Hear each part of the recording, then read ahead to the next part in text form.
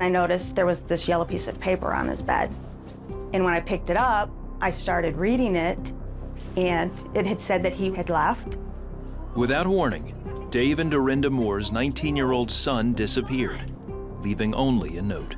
It just went on to say how he was flunking out of college and how he couldn't face us with this failure. I began to have chest pains. My heart was pounding so hard, and it was the worst moment of my life. The note said that he had left his car at a Greyhound bus station in Ann Arbor, Michigan, but didn't say where he was going.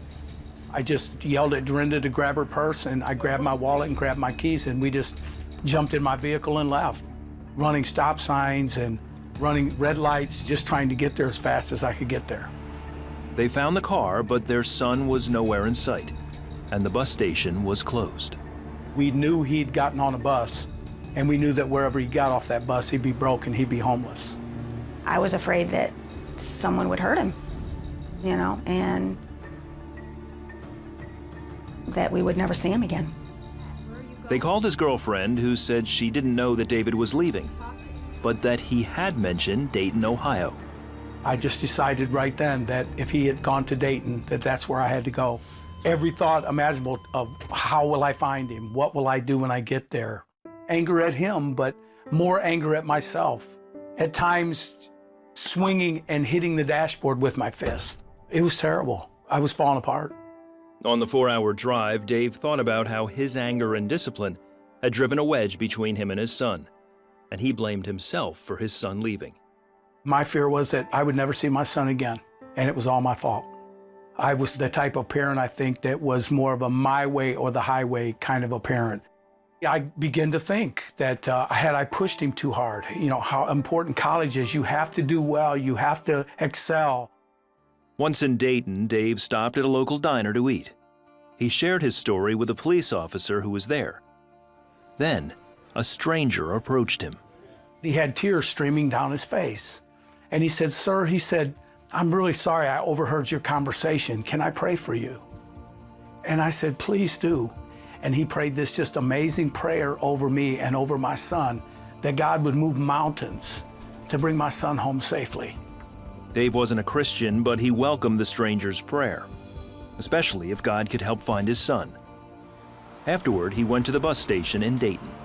I told him my son's name and the city he'd bought the ticket at, and he looked it up on the computer, and for the first time, I found out that my son's ticket was purchased to Atlanta, Georgia, which was now an 8-hour drive from where I'd been all night long.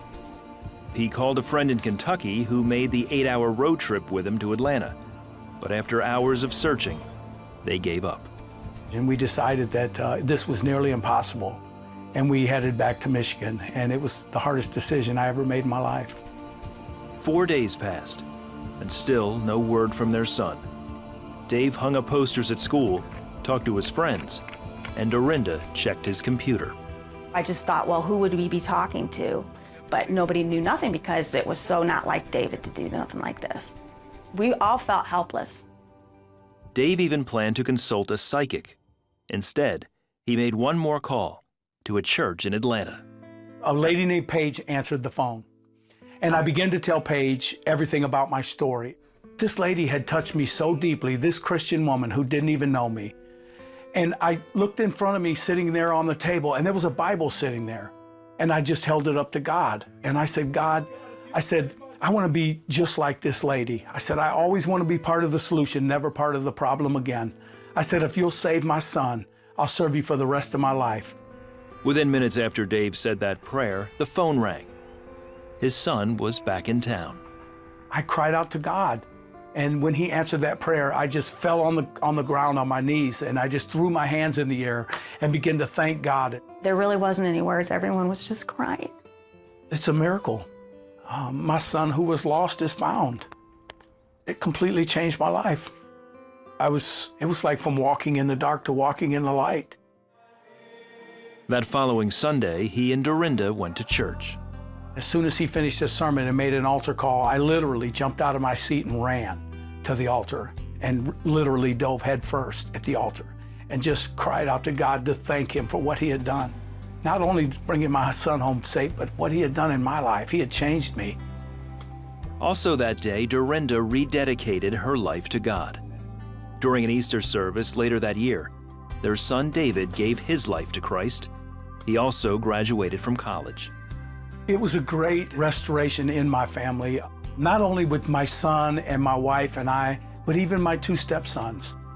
He gave me a new heart, how I became a new man. And not only that, but because I was searching for my son, I never realized that God was always searching for me.